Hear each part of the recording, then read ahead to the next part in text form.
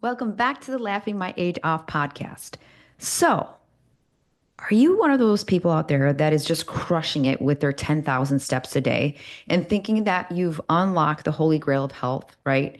We always hear 10,000 steps a day. I mean, that's how the Apple Watches were, really driven into the market. Pedometers, anything that can actually track how many steps we take a day has been a huge campaign for the wellness industry. All right. And I want to take a step back because there are many other things that you can do with your health to, slow down the aging process. And what if I told you a simple set of squats? Yes, squats. Those glute burning, leg shaking, bend and rise beauties, right? It might actually pack more anti-aging punch than your daily walk, okay?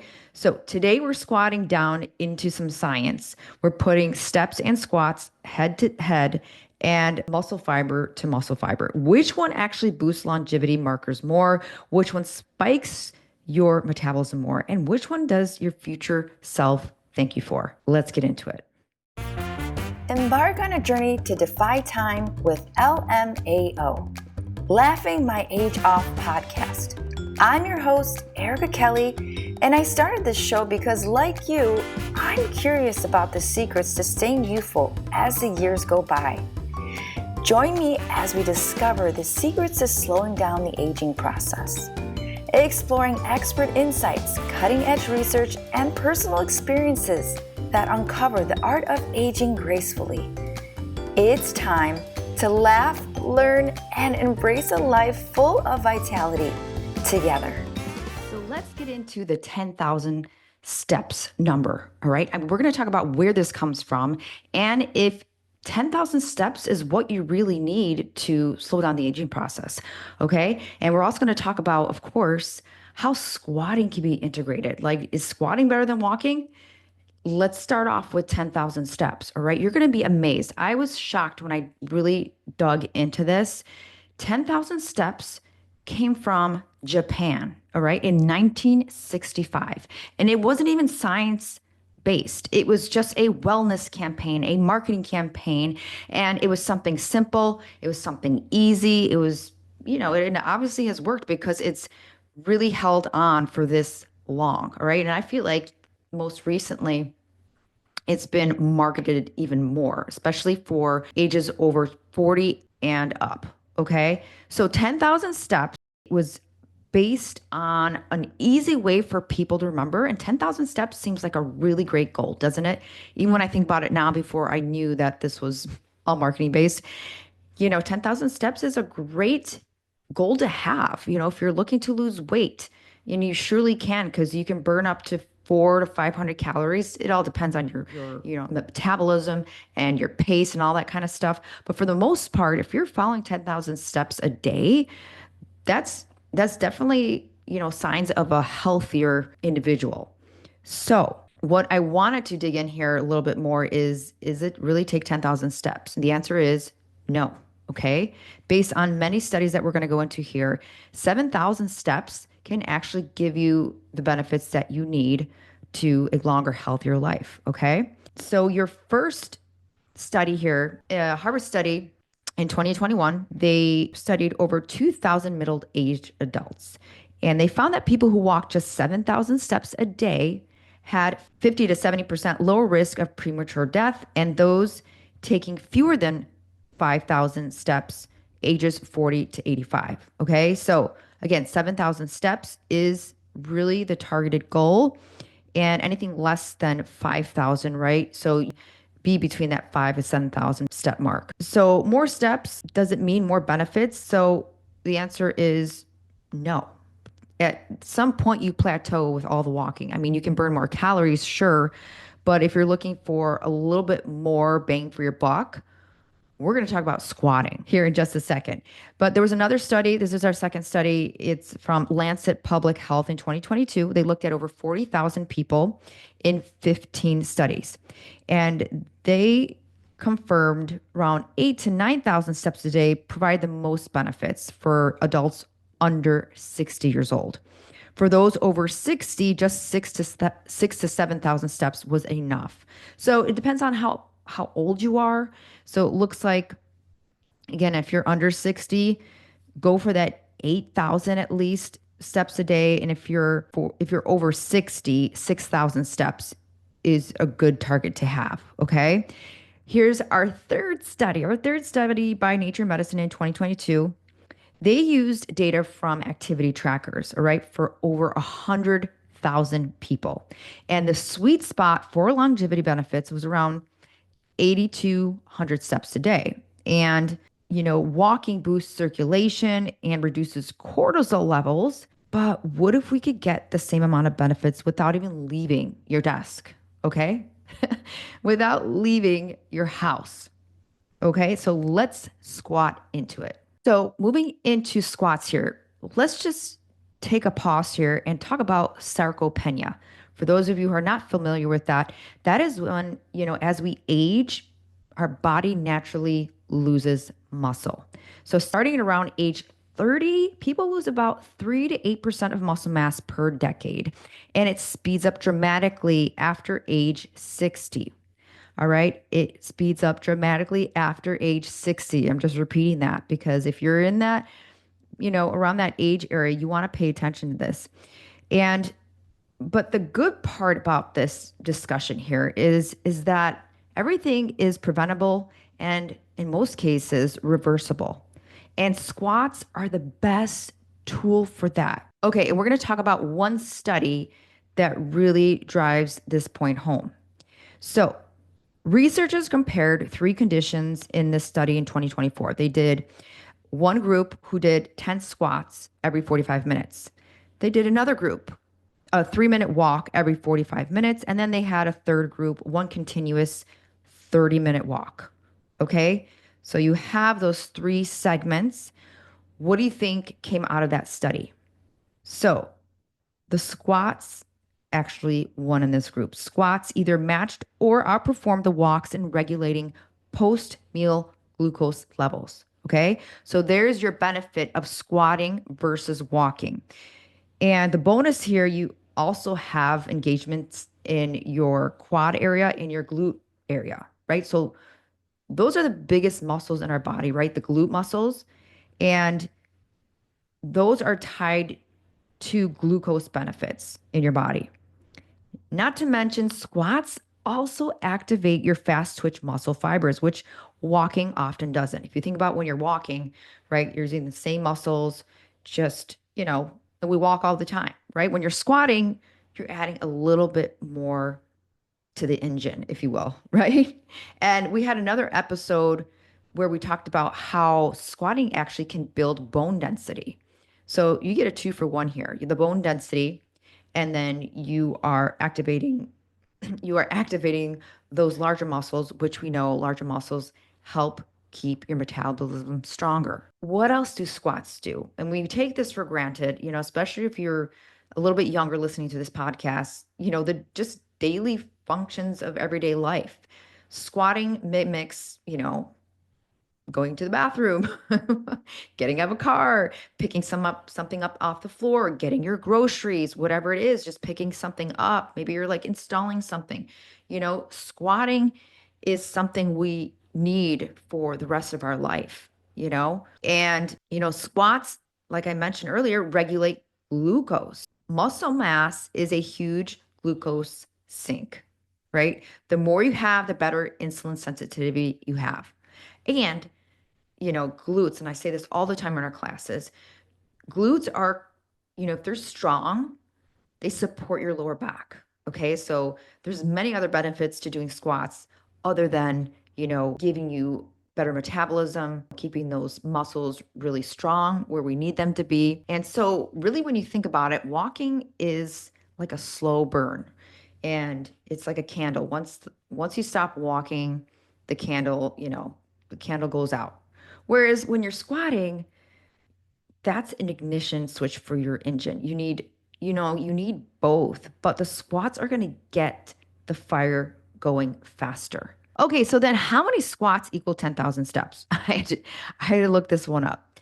All right, so get ready for this. 10,000 steps actually equals 4.5 to 5 miles. So that's about 400 to 500 calories, depending how fast your speed is and just how, your metabolism is in general against your body weight. All right.